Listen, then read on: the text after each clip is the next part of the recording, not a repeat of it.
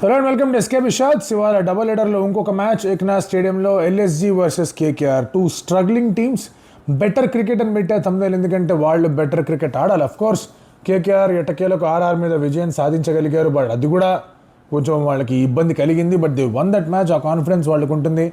Lucknow is finding in very difficult, అసలు మామూలు difficulty కూడా లేదు. సో ఈ మ్యాచ్లో ఎలా ఉండబోతుంది, ఏమన్నా ఈక్వేషన్స్ మారబోతున్నాయా, ప్లేయర్స్ ఏమైనా మారబోతున్నారా, ఈ రిజల్ట్ ఏమైనా ఇరు జట్లలో ఏమైనా ఇంపాక్ట్ చేసే ప్రయత్నాలు కనిపిస్తుందని దాని గురించి మాట్లాడుకుందాం. Let's get start. ఫస్ట్ నాకు తెలిసినంత వరకు ఈ result bearing on the other teams పెద్దగా కనిపించట్లా. ఈ సరే కొంచెం ముంబై ఇండియన్స్ ఏదో కాస్త బాధపడచ్చేమో, వాళ్ళు 2 గెలిచారు, మీ తలుపు 2 గెలిచేస్తున్నారు, ఎల్ఎస్జీ గెలిస్తే 3 గెలుస్తారని కొంచెం ఇబ్బంది ఉండొచ్చేమో. కానీ అదర్వైజ్ మనం మాట్లాడుకుంటే కనుక నిజంగా this result has no bearing on the other groups, other teams. కానీ ఈ రిజల్ట్ అనేది ఈ జట్లకి చాలా ఇంపార్టెంట్. ఇప్పుడు ఎల్ఎస్జీ లూజింగ్ స్ప్రీలో ఉంది, వాళ్ళు గెలవగలిగారంటే అది కేకేఆర్ మీద గెలిచారు. ముకుల్ చౌదరి అద్భుతమైన రీతిలో ఆడాడు ఈడెన్ గార్డెన్స్కి వెళ్ళినప్పుడు. అండ్ అక్కడ కూడా ఇంట్రా పరిస్థితి అనుకుంటున్న సమయంలో ముకుల్ వచ్చి తగిలించాడు, మ్యాచ్ అనేది గెలవగలిగారు. సో అదే రీతిలో ఇంకొక మ్యాచ్ గెలవగలిగితే they feel little better. Okay fine, కొంచెం ముందుకెళ్ళే ప్రయత్నం చేద్దాం, ఏంటి కథ అని చెప్పేసి. On the other and KKR గెలిస్తే last 2 games they won. So there is at least some hope. అంటే ప్లే ఆఫ్స్కి వెళ్ళి హోప్ అని కానీ బెటర్ క్రికెట్ ఆడే హోప్ అనేది కనిపిస్తుంది. సో ప్రాబ్లీ ఆ ట్రాన్సిషన్కి కొంచెం పాజిటివ్గా ఆలోచించవచ్చు ఎలా ఏంటి అని. బట్ అదర్వైజ్ నిజంగా బేరింగ్ ఉందా అంటే సండే ఈవినింగ్లో మజా వచ్చే గేమ్ లాగా అయితే కనిపించట్లా. But if they play well, ఎవడో తెలుసు ఢిల్లీ పంజాబ్ మ్యాచ్ వచ్చినట్టు అలాంటి ఒక భారీ స్కోరింగ్ మ్యాచ్ వీళ్ళిద్దరి మధ్య వచ్చినట్టు ఒకసారి జరిగింది. వీళ్ళిద్దరి మధ్య ఇలాంటి భారీ స్కోరింగ్ మ్యాచ్ అలాంటిది వచ్చిందంటే కనుక ఆ కిక్కు, ఆ మజా ఆడావిడ వేరుగా ఉంటుంది. What worked for KKR, I think Naren and Varun బాగా బౌలింగ్ చేస్తే it will work brilliantly for them. వాళ్ళు ఫామ్లో ఉన్నారు, వాళ్ళు బాగా బౌలింగ్ చేస్తున్నారంటే కనుక కళ్ళు మూసుకొని కేకేఆర్ వెళ్తే ఓకే ఫైన్ మనం బాగానే ఉన్నాం. బ్యాటింగ్లో నాకు తెలిసినంత వరకు Angkrish Raghuvanshi has become a mainstay. చాలా ఇంప్రెసివ్ బ్యాటర్గా తయారాడు. కీపింగ్ బాధ్యతలు కూడా చాలా అద్భుతంగా తీసుకుంటూ ఉన్నాడు. Rinku finally got some good runs last మ్యాచ్లో. మ్యాచ్ విన్నింగ్ నాక్ అనేది ఆడగలిగాడు. Cameron Green is contributing. మిగతా వాళ్ళందరి దగ్గర నుంచి కాస్త కాంట్రిబ్యూషన్స్ రావాలి. మరి సైఫర్ట్తోనే వెళ్తారా, రచిన్ రవీంద్రన్ తీసుకొస్తారనే call Ajinkya Rahane, Abhishek Nayar and co తీసుకోవాల్సిన పని ఉంది. Rahane himself needs to find that uh power hitting initiation start అనేది తన దగ్గర నుంచి కూడా అవసరం. పవర్ హిట్టింగ్ అంటే you don't generally associate with Rahane, but quick start అనేది అవసరం. ఎల్ఎస్జీ ఏం చేస్తుంది, అసలు ఏం జరుగుతుంది ఎల్ఎస్జీ? లాస్ట్ గేమ్లో ఏదైతే వాళ్ళు బాగా గట్టిగా చేస్ చేయాల్సిన పరిస్థితి ఏర్పడిందో అక్కడ కూడా తడబాటే కనిపించింది. కానీ ఎక్కడ కూడా దేవర్ బిహైండ్. అంటే బిహైండ్ అంటే చేసి కొట్టాలి అనే దాని మీద మాత్రం ఆలోచనలో ఉన్నారా అనే డౌట్స్ అయితే వచ్చాయి. సో దే ట్రైడ్ ఇట్, కాదనట్లేదు. కానీ eventually you look at the result, ఎన్ని వికెట్లు పడ్డాయి, ఎవడు వచ్చాడు, ఎక్కడ ఆడాడంటే తేడాలు తెలిసిపోతాయి. పూర్ అండ్ షూట్ ఫైర్, లేదంటే కనుక గాన్ కేస్ తినారు. రిషబ్ పంత్ ఆడాలి, ఆడుతున్నాడు కొన్ని మ్యాచ్లు, బట్ అవి ఇంపాక్ట్ఫుల్ నాక్స్ అంటే the answer is no. And batting shot ఉంది. ఐ ఫీల్ ఎల్ఎస్జీ ఇంకొక బ్యాటర్ ఎక్స్ట్రా తీసుకొని వెళ్ళడంలో తప్పే లేదు. ఎందుకంటే మీ బౌలింగ్ అనేది 8, 9, 10, 11 బౌలింగ్ పెట్టుకుంటున్నారు, కానీ బ్యాటింగ్ మరీ అసలు హ్యాండ్స్ అప్ లెగ్స్ డౌన్ లాగా ఉంది. సో అక్కడ కొంచెం బ్యాటింగ్ ఆప్షన్స్ పెట్టుకొని వెళ్ళడమే మంచిది అనేది నా opinion. Yes, Mohsin and Mayank మీద చాలామంది చాలా క్రిటిసైజ్ చేయొచ్చు, but they have been hit with injuries boss. వేరే లెవెల్ ఇంజరీస్, అక్కడి నుంచి రికవరీ ఆడుతున్నారు. సో అంత ఈజీగా ఉండదు వాళ్ళ మీద కూడా స్ట్రైట్ అవే వచ్చి వాళ్ళు పర్ఫామ్ చేయాలని. So LSG should make that change అని నాకు అనిపిస్తుంది. KKR getting Tejasvi, try to see ఆ 6 సిట్టింగ్ అబిలిటీ ఉంటే ఎలా ఉంటుంది. ముక్కులు ఎలాగైతే అన్లీష్ చేయడు, తేజస్వి అన్లీష్ అవ్వచ్చు ఇఫ్ ఈజ్ రెడీ. సో దాని గురించి ఆలోచించుకోవాలి. కీ బ్యాటిల్స్ అంటారా, there is absolutely one very very important interesting battle అది. If LSG needs to do well, Rishabh Pant as captain has to fire with the bat. And నరేన్ని పర్సనల్గా తీసుకొని కొట్టాల్సిన బాధ్యత రిషబ్ పంత్ ఎత్తినేసుకోవాలి. So yeah, Rishabh Pant versus Sunil Narayan అయితే చాలా మంచి బ్యాటిల్లా కనిపిస్తుంది. అగైన్ రెండవ మూడో బ్యాటిల్స్ గురించి మనం మాట్లాడుకుంటే కనుక again if how Shami is ready. Shami to Rahane is also very good battle. ఎందుకంటే Rahane wants to take on ఇనిషియల్గా.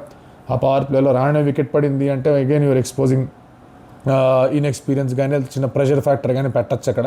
సో అందుకే షమీ వర్సెస్ రహానే అనేది ఇంకొక ఇంట్రెస్టింగ్ బ్యాటిల్లా కనిపిస్తుంది. ఇంకా చాలానే ఉన్నాయి మనం మాట్లాడుకోవాలంటే కనుక. దేర్ ఇస్ దిగ్వేష్ ఉన్నాడు అక్కడ, మీకు అంకుష్ రఘువంశీ ఉన్నాడు. చాలా బాగా అంకుష్ బాగా is batting really really well. So ఆ బ్యాటిల్ అనేది ఇంట్రెస్టింగ్గా ఉండబోతోంది. అండ్ దెన్ మళ్ళీ మరి ప్రిన్స్ ఉన్నాడు. Prince is there, Prince is batting well. Rinku Singh ఉన్నాడు. సో ప్రిన్స్ వర్సెస్ రింకు కూడా మంచి బ్యాటిల్లా కనిపిస్తుంది. ఇలా రకరకాల బ్యాటిల్స్ అనేవి కనిపిస్తున్నాయి. కానీ బట్ అగైన్ వరుణ్ అండ్ నరేన్ని ఎలా ఈ బ్యాటింగ్ ఆడుతుంది అనేది చూసుకోవాలి. ఇప్పుడు ఏకనాథ్ స్టేడియం పిచ్ ఏంటి, మళ్ళీ ఆగొచ్చే పిచ్చు కొంచెం on the slower side, on the stop and go side ఉంది అంటే కనుక ఇద్దరు స్ట్రగుల్ అవుతారు. బోత్ బ్యాటర్స్ విల్ స్ట్రగుల్, అందులో డౌటే లేదు. బట్ పాయింట్ ఏంటంటే if both batters are struggling, which bowlers will gain advantage. ఆ విషయంలో లాస్ట్ మ్యాచ్లో ఆర్ఆర్కి అగేన్స్ట్గా వేసినట్టే బౌలింగ్ వేస్తే కనుక KKR will run away with game. So అది చూడాలి మరి ఎటువంటి పిచ్చెస్. ఎందుకంటే లక్నోలో 2 పిచ్చులు ఉంటాయి, ఒకటేమో ఇలాంటి పిచ్చు, ఇంకోటేమో దబిడి దంచే పిచ్చు. దబిడి దంచే పిచ్ ఇస్తే ఎల్ఎస్జీకి అడ్వాంటేజ్ ఉంది, మేక్ నో మిస్టేక్. ఎందుకంటే పవర్ హిట్టర్స్ ఉన్నారు, ఫామ్లో ఉంటే కనుక ఆపడం కష్టం అవుతుంది. బట్ ఆ వికెట్ ఇస్తారా అనేది is a call that they need to take. Team పరంగా మనం మాట్లాడుకుంటే కనుక LSG again they should try. ఇప్పుడు అర్జున్ తెండూల్కర్ లాంటి వాళ్ళనో లేకపోతే ఇంకంతే ఆల్రౌండర్ బ్యాచ్లో అదే ఉంది. మార్ష్ ఇస్ నాట్ బౌలింగ్ కాబట్టి try Arjun and see how things go. కొంతవరకు బ్యాటింగ్ చేయగలడు, కాస్త బౌలింగ్ కూడా చేయగలడు. నంబర్ 8లో కొంచెం కుషన్ లాగా ఉంటుంది, ఎందుకంటే 6లో ముకుల్, 7లో మళ్ళీ మనకి ఇప్పుడు ఇంగ్లీష్ ఎప్పుడు వస్తాడో తెలియదు, బ్రిడ్జ్ కానీ ఆడిస్తారా లేదో తెలియదు, జార్జ్ లిండే ఉన్నాడు కాబట్టి. సో మీకు 8లో అట్లీస్ట్ కొంతవరకు బ్యాటింగ్ చేయగలిగే ఇతను కానీ లేదంటే షాబాజ్ కానీ వాళ్ళని పెట్టుకుంటే కాస్త బ్యాటింగ్ చేయగలరు, స్పిన్ కూడా చేయగలరు అనేది ఆలోచన ఉంటుంది. They went with Siddharth Manimaran, but again అదంతా వెళ్ళాలంటే ఇప్పుడు దిగ్వేష్ రెడ్డి బయటికి పోవాలి. సో ఈ కాల్స్ అనేవి వాళ్ళు తీసుకోవాల్సిన అవసరం కనిపిస్తుంది. విచ్ మీన్స్ ప్రిన్స్ ఆవేష్ తర్వాత ప్రిన్స్ ఖచ్చితంగా ఉంటాడు, షమీ ఖచ్చితంగా ఉంటాడు. మరి ఆవేష్ మోసీన్లో ఎటువంటి కాల్ తీసుకుంటారనేది చూసుకోవాలి. Again you want have Digvesh or you want go with another fast bowler. కొన్ని చేంజెస్ డెఫినెట్లీ వీళ్ళు చేసుకోవాల్సిన అవసరం అయితే కనిపిస్తుంది. సమార్ష్ మార్క్రమ్ ఈ ఒకవేళ పూరంతో వర్కౌట్గా ఉంటుంది, send Pooran 1 down and see ఎక్స్పెరిమెంట్లు చేయాలి. పూరన్, పంత్, బదోని, ముకుల్, ఆ తర్వాత George Linde, probably Shahbaz or Arjun Tendulkar, ఆ తర్వాత Shami, and then you have Avesh, Digvesh, Prince. లేదు మీకు దిగ్వేష్ వద్దు, మనం షాబాజ్తో వెళ్దాం, ఒక స్పిన్నర్తోనే వెళ్దాం, కావాలంటే మార్కరం చేత వేయించుకుందాం అనే ఆలోచన ఉన్నా, ఒక స్పిన్నర్తోనే వెళ్దాం, మనం ఫాస్టర్ బౌలర్స్తో వెళ్దాం అనుకుంటే యూ కెన్ డ్రాప్ దిగ్వేష్ రాటి. మరి దిగ్వేష్ రాటిని డ్రాప్ ఏమన్నా చేస్తారా ఏంటి పరిస్థితి అనేది చూసుకోవాలి, రైట్. అండ్ అగైన్ వీళ్ళ పరిస్థితి, కేకేఆర్ పరిస్థితి ఏంటి అంటే కనుక Rahane again you want go with సైఫర్ట్ are you want have ఒక లెఫ్ట్ ఆర్మ్ స్పిన్నర్ అనుకూల్ రాయ్ బాగానే ఆడుతున్నాడు కాబట్టి I think they can still stick with సైఫర్ట్ అనేది నా ఫీలింగ్. సో సైఫర్ట్/రచిన్, మోస్ట్లీ సైఫర్ట్, ఆ తర్వాత అజింక్య రహానే, అంకురేష్ రఘువంశీ, క్యామరాన్ గ్రీన్, ఆ తర్వాత రౌఫ్మన్ పవల్, రింకు సింగ్. ఇక్కడ దాకా బాగానే ఉంది. ఇక్కడ మళ్ళీ మీరు try and experiment Anukul Roy, Raman Deep, Tejasvi, Raman and తేజస్విలో ఎవరో ఒకరిని పెట్టుకొని అనుకూల్ రాయ్ని పెట్టుకొని, ఆ తర్వాత నరైన్, వైభవ్, వరుణ్, కార్తిక్ త్యాగి. సో ఇక్కడ మీకు సీరియస్లీ you can figure things out that ఇద్దరు ఫాస్ట్ బౌలర్లే ఉన్నారు.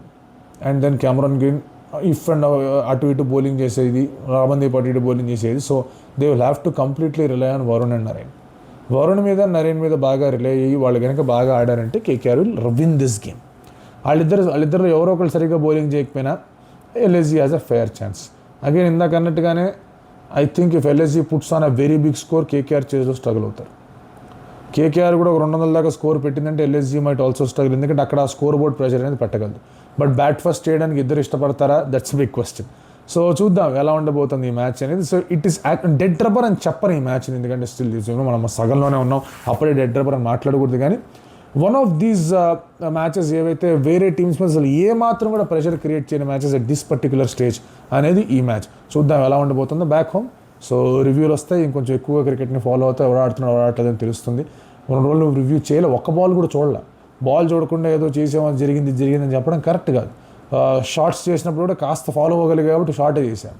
ఇప్పుడు ఏది ఫాలో అవ్వకుండా రివ్యూ చేస్తే బాగుండదు. ఐ వాస్ ట్రావెలింగ్, ఫ్లైట్లో ఉన్నా, ఏమాత్రం చూసే అవకాశం రాలా మ్యాచ్లు. సో అందుకే పెద్ద స్కోర్లు వచ్చిన, ఎస్ఆర్హెచ్ మ్యాచ్ గెలిచిన, వైభవ్ సూర్యవంశీ అంత బాగా ఆడినా దేర్ వర్ నో రివ్యూస్, ఏమి చేయలేం. బట్ ఇవాళ నుంచి మళ్ళీ రెగ్యులర్గా రివ్యూస్ వస్తాయి.